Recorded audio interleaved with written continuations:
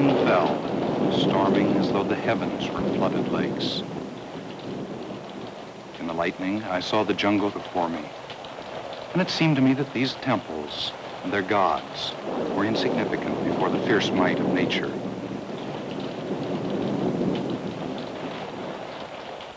Its power was so manifest that it was easy to understand how man had devised his gods and built great temples to house them, to serve as a screen between himself and the force that terrified and crushed him.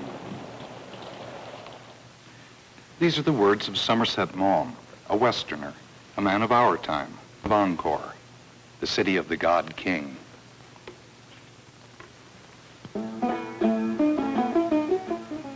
Cultures and Continents presents Angkor, City of the God King, with Boyd Compton. Mr. Compton, authority on Southeast Asia, author and lecturer, is a past fellow Institute of Current World Affairs.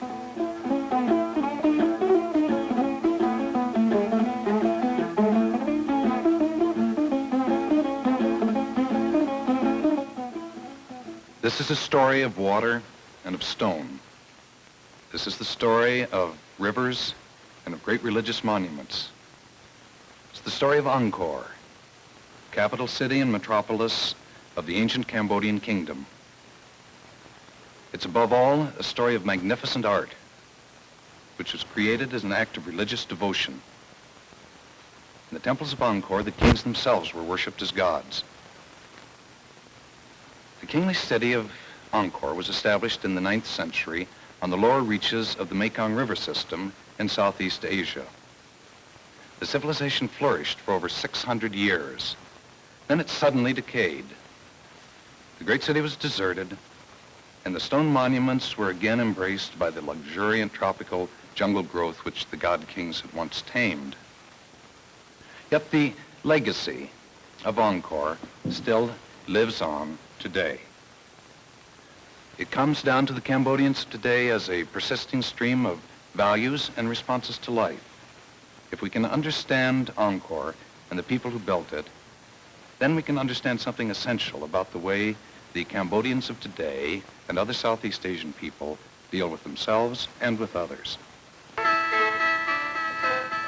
The civilization of Cambodia dates from the time when men learned to control the floodwaters of the rivers and the monsoon rains.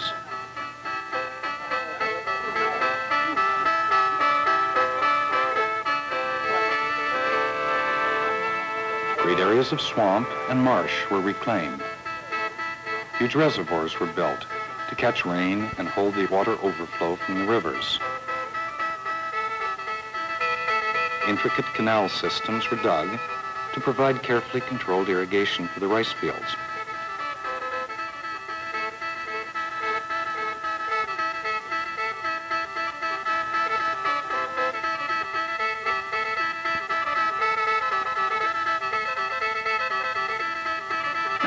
Several rice crops could be harvested every year.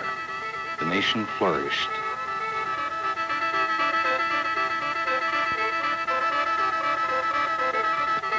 Water had become the source of abundance, and the control of water a holy act.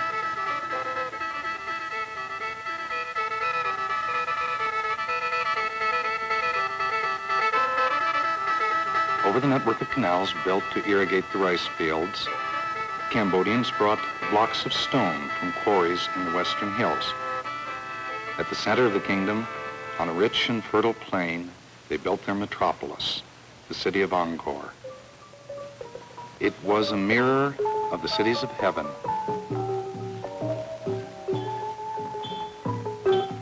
Its palaces sparkled with huge emeralds and furniture of gold and silver. It was lit with the blaze of innumerable lamps fashioned out of precious stones. And on its graceful roofs, the peacocks danced and screamed.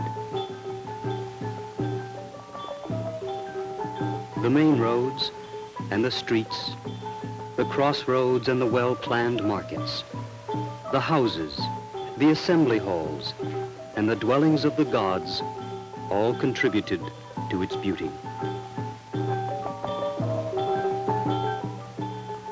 The streets were watered, and the flapping flags and banners gave protection from the heat. At the height of its power, the city of Angkor could have contained the largest town of medieval Europe, or the whole of ancient Rome. 1 million people may have lived in the area. Laborers and artisans dwelled in loosely scattered suburbs, while the homes of priests and government officials were close around the central temples. The houses of Angkor were built of wood. No trace of them remains today. The rain, the heat, and the vines and trees of the jungle have destroyed them. Only the temples remain. It is appropriate that they do, for they were built as faithful reproductions of the eternal cosmos. Each temple is set apart from the city by a wide moat on all 4 sides. These waters represent the oceans at the edge of the universe. Giant serpents flank the bridge over the moat. They symbolize the rainbow, the link between heaven and earth.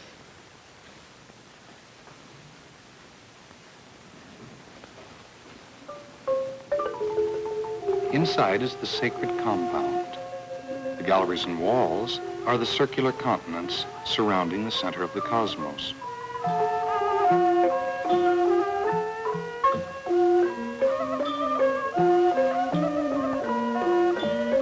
At the very center, at the symbolic center of the kingdom, the temple rises steeply in a series of terraces. This is Mount Meru, the home of the gods.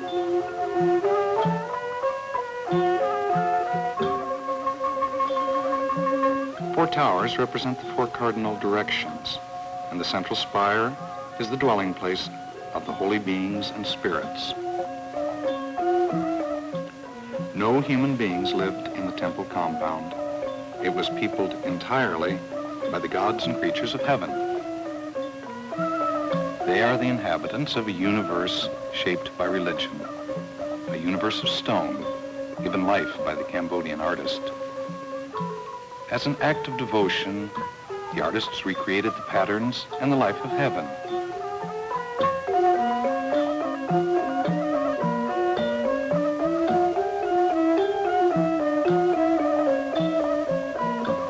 Here is the heroism of godlike warriors,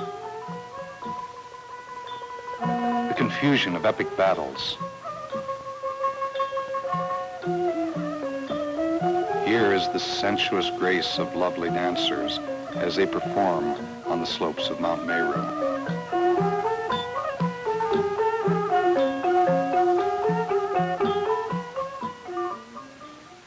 The temples of Angkor were not meant for congregations of worshipers. You find no great halls inside the mountain of the gods. The temple ritual was a ceremonious and symbolic procession which began and came over the celestial waters, through the continents of the earth, and up the summit of the mountain to the home of the gods. Every stone, every terrace, and every carving at Angkor was an exact symbolic representation of the structure of the cosmos. The entire ritual was a magic act. With passage through the sacred compound, men brought their own events and their happenings into a type of living consonance with the patterns of heaven. The instrument of this ritual was the art of the great temples. The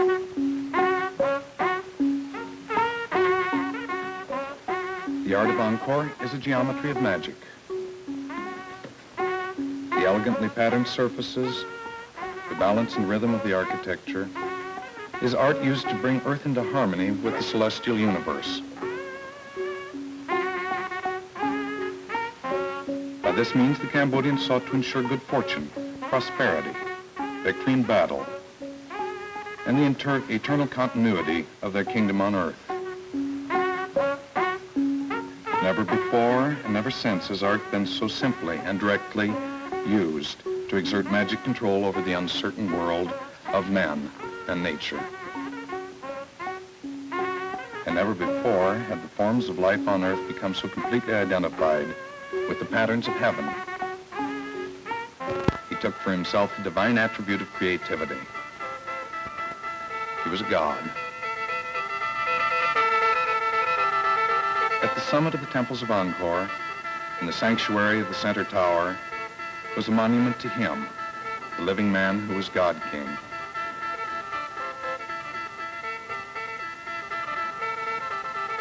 The people of Angkor worshiped the creative power of their king. In the sanctuary was the source of his royal fertility, sometimes a phallic symbol, which brought forth and sustained the life of the people and the land. Just as the temple was a recreation in stone of the cosmos, so the king was a reincarnation of a god. The gods had come to earth once in the religious epics. Now they came again as the kings of Cambodia.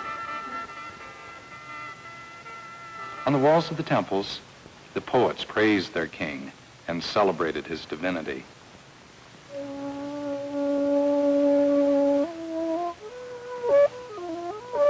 The earth in intimate union with the passionate, vital principle of the king brought forth untold riches. Loaded with the jewels of virtue, he took the earth to wife and gave her his glory for a necklace. The God King had access to the magic of the universe, and he used it to control, protect, and enrich his people. Again, the poets wrote of him. The king of the earth was born in the race of masters of the world, as the moon in a sea of new milk. He excels in seducing women to his will by his beauty. Warriors by his heroism. Sages by his good qualities. Priests by his charity. The God King was a compassionate ruler. The praise of the poets makes this clear too. The king suffers from the ills of his subjects more than from his own. For it is the grief of the people that causes the grief of kings, and not their own grief. Whatever qualities the Cambodians held divine were vested in their king. The identification of the king with a god is complete. From the towers of one of the most impressive temple monuments of Angkor, his face, gigantic in carved stone, looks out in every direction over the kingdom. The basis of the king's worship was his earthly power, and the purpose of his worship was the perpetuation of his power. To the Cambodians, the truth of his claim must have appeared self-evident from the splendor of his temples.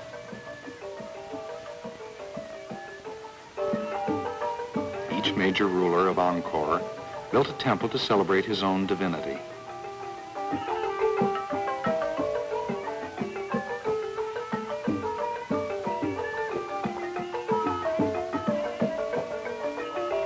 The founder of the dynasty was worshipped as Shaiva, the Hindu god of creative force. Suryavarman II, the builder of the largest temple at Angkor, was worshipped as Vishnu, the preserver.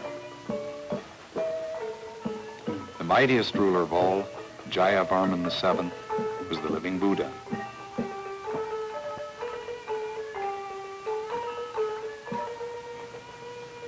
But no matter which of the Hindu or Buddhist gods was associated with the king, the purpose of the cult remained the same. For the people of Angkor worshipped the king in whatever manifestation he took. A Chinese merchant traveled to Angkor in 1295 and wrote of the appearance of the God King among the people of the city.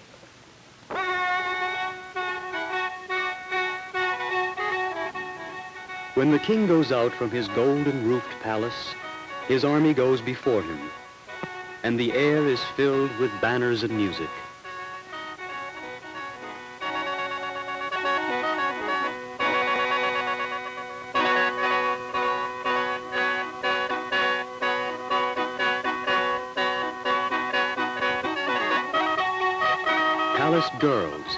Their dresses strewn with flowers hold burning tapers aloft.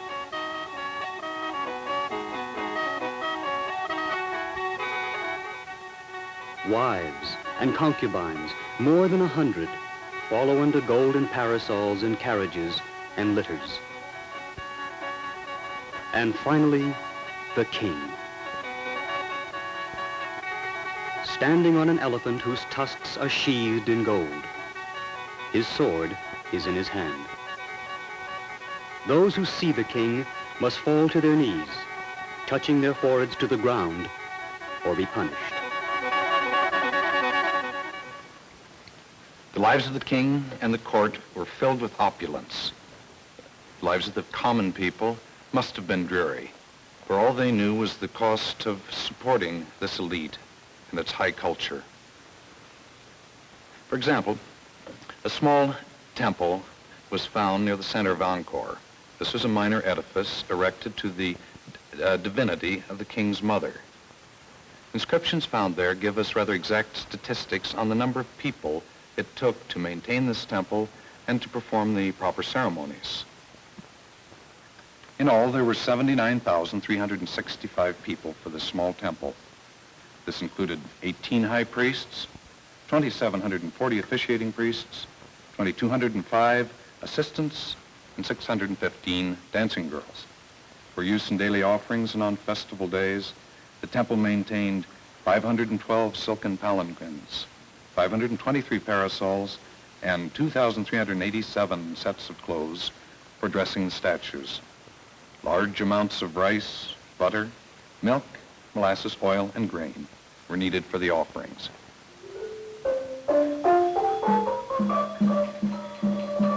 As the cult of personal divinity spread, even members of the court nobility and successful generals were deified. The drain on the resources of the kingdom was great. Each divinity maintained masses of peasants and slaves to perform the rituals which were a necessity. Society itself was rigidly structured, and laws and customs prevented the populace from sharing the benefits of the nobility or directly participating in the cult of the god king.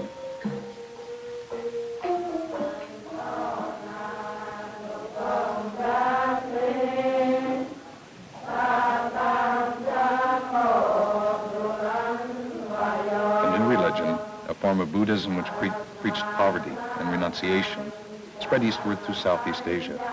The population of Cambodia was converted.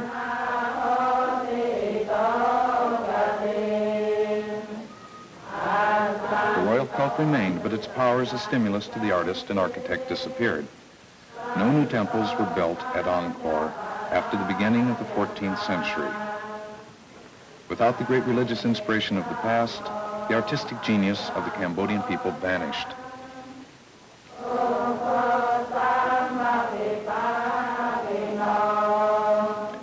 After a series of disastrous wars with the Siamese, the Cambodians abandoned their capital city. Angkor, the symbol of man's power to control nature, was choked in the embrace of jungle growth.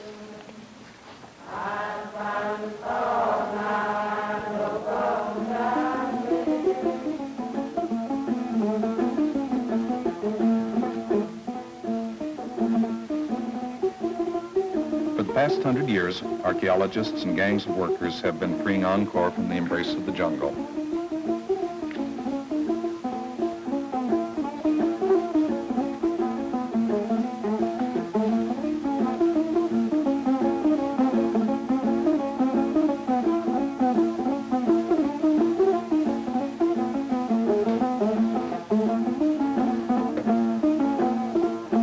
They have carefully reconstructed the main temples, and their work has made it possible to assess the place of Angkor among the achievements of world civilization.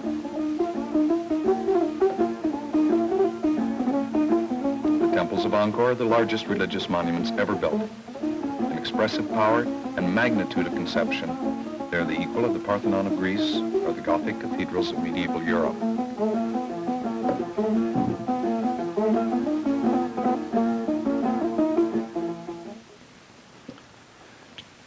Just as the Cambodians had to see all virtue and all glory manifested in one man, their god king, so they had to build these great monuments to express the perfection of the universe.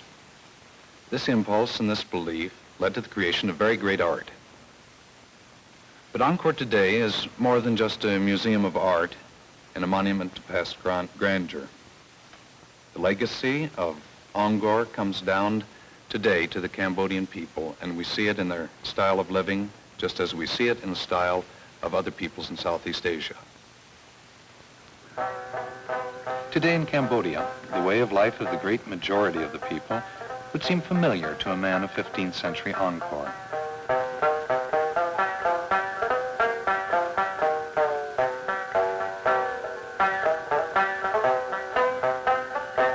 The economic foundation of life has remained much the same.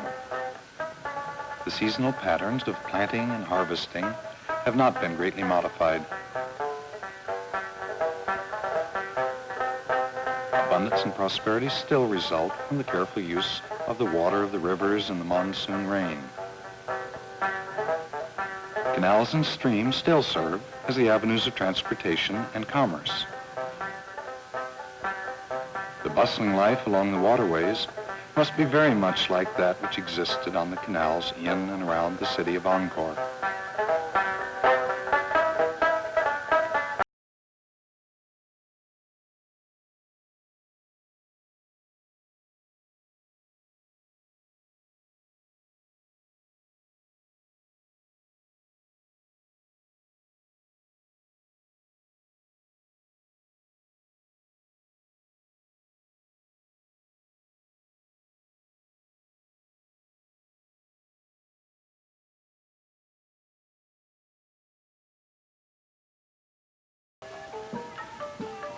The magic significance of ceremonial observations is still felt, and the forms of ceremony are precisely observed.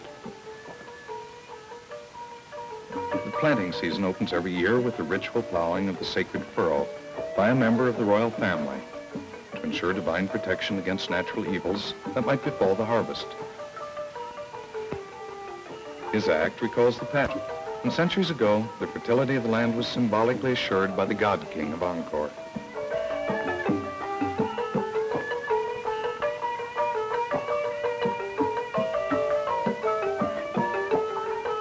Today, the chief of state makes no such claim. Prince Sihanouk, the Prime Minister of Cambodia, tells a story about his experiences when he was king. He was on a royal tour of the provinces. The weather had been bad, and the neighborhood was troubled by gangs of bandits and wild animals who ate the crops. The local inhabitants petitioned him to put a stop to these unfortunate conditions. He replied that he had no power over the forces of nature or savage animals. The people of the village refused to believe this. They saw the king as a superhuman, even though he moved among them, and they were free to approach him. Sihanouk came to feel hampered by the traditional definition of the king's role. He felt that only in a different role could he accomplish his goals as a national leader. He reigned as king of Cambodia for a dozen years. In 1955, he abdicated.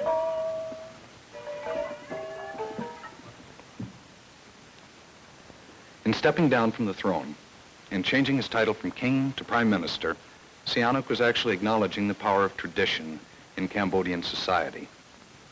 The impulse to construct intricate formal patterns and to give almost magical significance to symbolic elements, to roles, and to titles.